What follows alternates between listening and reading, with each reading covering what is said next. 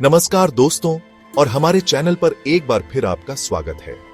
पिछले वीडियो में हमने देखा कि कैसे भगवान विष्णु के आदेश पर दिव्य कन्या वैष्णवी ने राजा रत्नकार के घर जन्म लिया और बचपन से ही वे आध्यात्मिक पथ पर अग्रसर थी। आज हम उस महत्वपूर्ण पड़ाव की ओर बढ़ेंगे जहां वैष्णवी की भेंट स्वयं मर्यादा पुरुषोत्तम भगवान श्री राम से हुई। यह भेंट वैष्णवी के जीवन की दिशा बदलने वाली थी और यहीं से उनकी दिव्यता की एक नई गाथा शुरू हुई।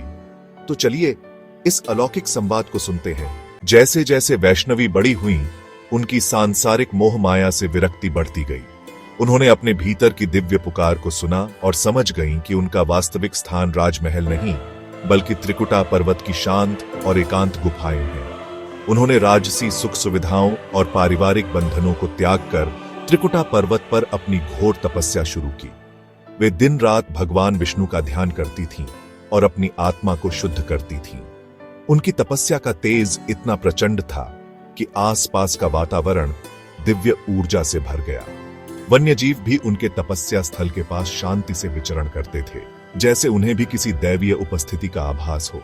दिव्यता गुफा से पूरे पर्वत में फैल गई। यह घटना त्रेता युग की है, जब भगवान विष्णु ने स्वयं भगवान श्री राम के रूप में अवतार लिया था।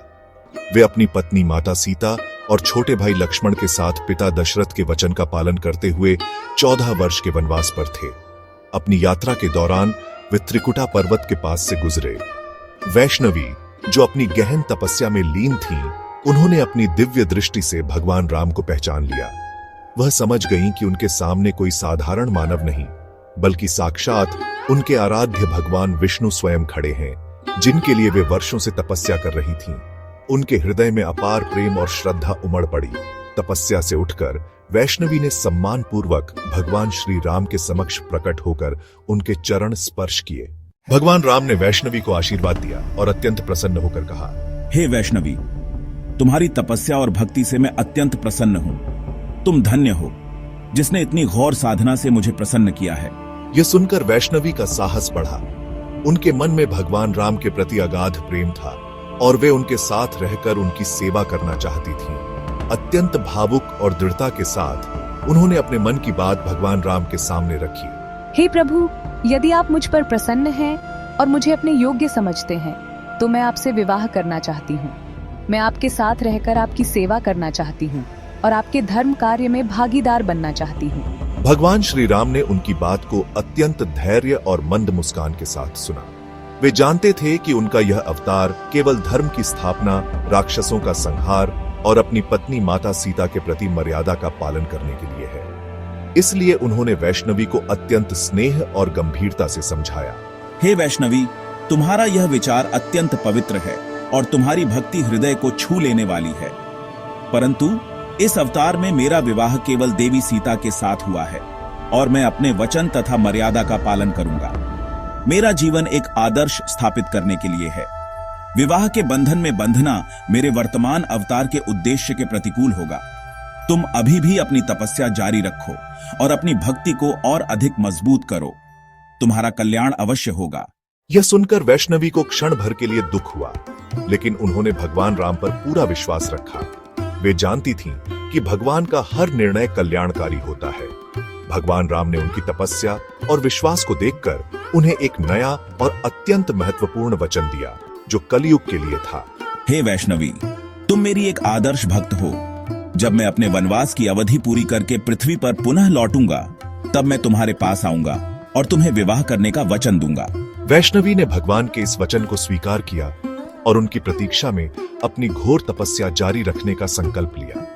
उन्होंने भगवान राम के वापस लौटने का इंतजार करने लगी। लेकिन जैसा कि हम जानते हैं, भगवान राम रावण का वध करके अयोध्या लौट रहे थे, तो वे वैष्णवी के पास नहीं आए। वैष्णवी अपनी तपस्या में और भी गहरी लीन थी। परंतु श्री राम का पुष्पक विमान रुक गया। तब भगवान श्री राम ने उन्हें पुनः दर्शन दिए और समझाया। हे वैष्णवी, तुम्हारी भक्ति को सांसारिक विवाह के बंधन की आवश्यकता नहीं है। तुम्हारा कार्य कलयुग में भक्तों का कल्याण करना, उन्हें सन्मार्ग दिखाना और उनकी मनोकामनाएं पूरी करना है। तुम्हारी पूजा केवल मां वैष्णो देवी के रूप में ही होगी और तुम्हारी शक्ति को देखकर हर कोई आश्चर्यचकित होगा। हे देवी, अब तुम इसी त्रिकुटा पर्वत पर एक पिंडी के रूप में विराजमान हो जाओ। कलयुग में जब मेरा नाम राम के रूप में प्रसिद्ध होगा, तब तुम मां वैष्णो देवी के रूप में विख्यात होगी और अपने भक्तों की सभी मुरादें पूरी करोगी। तुम्हारी यात्रा तभी पूरी मानी जाएगी जब भक्त मेरे नाम का जयकारा लगाते हुए तुम्हारे दर्शन करेंगे। कलयुग के अंत में जब धरती पर पाप और अत्याचार अपनी चरम सीमा पर होंगे, तब मैं धर्म की पुनः स्थापना के लिए कल के अवतार के रूप में प्रकट होऊंगा। उस समय तुम और मैं एक बार फिर एक साथ होंगे। तुम मेरी शक्ति बनोगी और हम दोनों मिलकर पृथ्वी से सभी बुराइयों का नाश करेंगे और सतयुग का आरंभ करेंगे। तब तक तुम इसी पर्वत पर रहकर अपने भक्तों की रक्षा करो और उन्हें आशीर्वाद दो।